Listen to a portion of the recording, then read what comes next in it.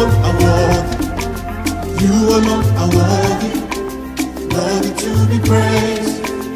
You alone are worthy. You alone are worthy. You alone are worthy. You need to sing it too. You alone.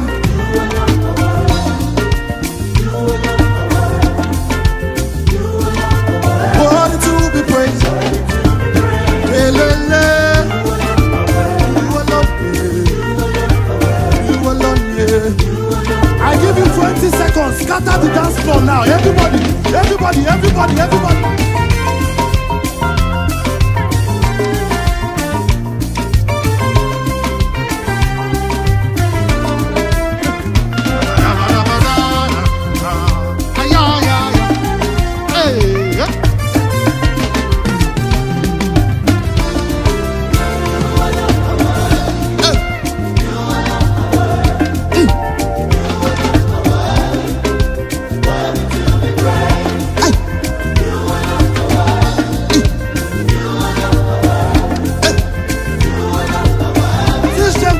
Everybody, you alone.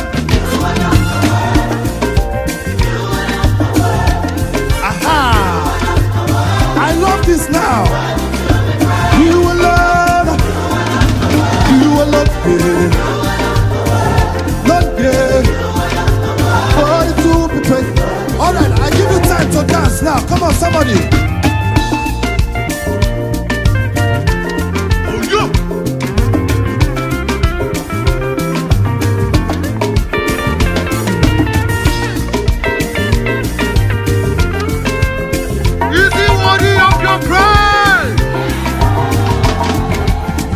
Let's sing praises.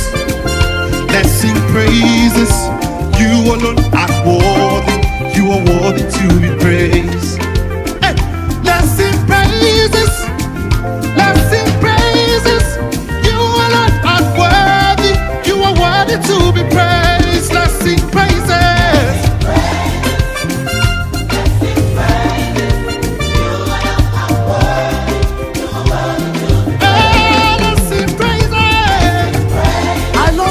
Over there. You are not.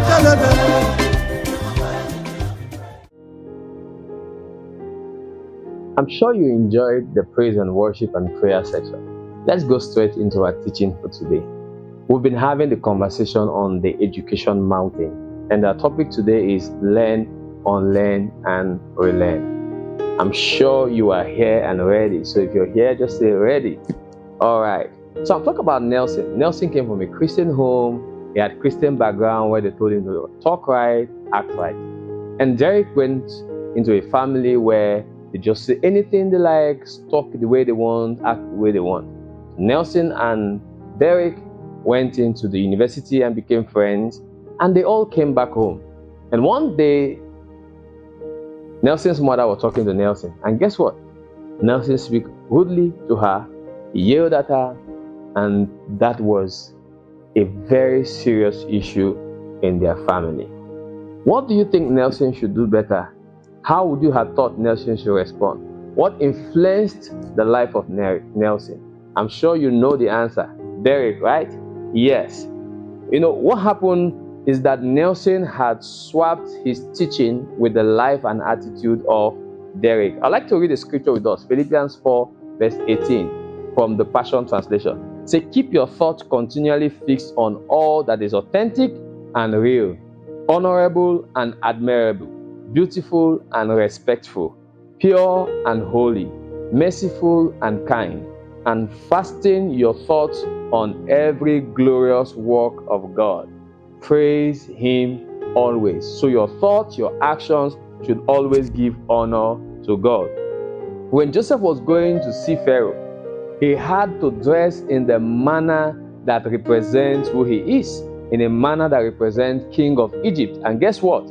There's a dressing that befits a child of God. As a child of God, there's a way to talk, there's a way to act, there's a way to dress, there's a way to relate, there's a way to do life. So God wants us to live the right life. Here are the lessons and truths we need to get.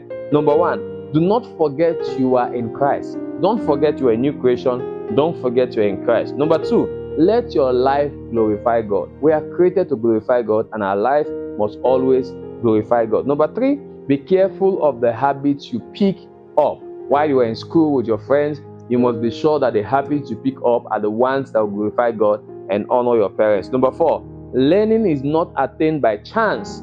It must be sought for with ardor and diligence. If you want to succeed, you must be diligent in your learning. Our memory verse is Hebrews chapter 8, verse 10. Let's read it together.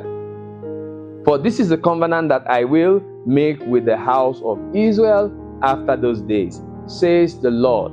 I will put my law into their hearts and write them in their hearts, and I will be their God, and they shall be my people.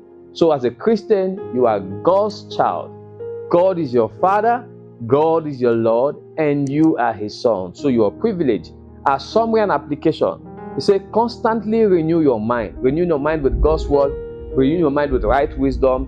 Renew your mind with the truth. Be open to learn, unlearn, and relearn. You have to be open to learn the good things, not the bad things. Don't go picking the bad things from your friends, your classmates, your peers. No. Be open to learn the truth, and you will enjoy your life. Trust God for the guidance of the Holy Spirit. The Holy Spirit is there to teach you, to guide you, to lead you. All right? Martin Luther King Jr. said something. I'm going to read it for you. He said, intelligence plus character, that's the goal of true education. Intelligence plus character is the goal of true education. Continuous learning is the minimum requirement for success in any field. That's Brian Tracy. Consistent learning, continuous learning is the minimum requirement for success on any field. If you want to succeed in any field, then you must continuously learn. Life is a succession of lessons which must be lived to be understood. Helen Keller said that. And the last one I want to take is from Vincent Lombardi. He said, the only place success comes before work is in the dictionary. It is in the dictionary that success comes before work. Otherwise, work will always come before success. I'm sure you got values from this class. Here's our home play. Using the spec rule, what did you learn from this week's chill time question? What did you get? What values did you get? And the second is asking yourself if you are learning the correct things from those around you, your friends. What would you do if your friends are teaching you the wrong thing? Don't forget you are royal. You are called to influence your world with uncommon excellence. Go and conquer your world. Have a lovely time.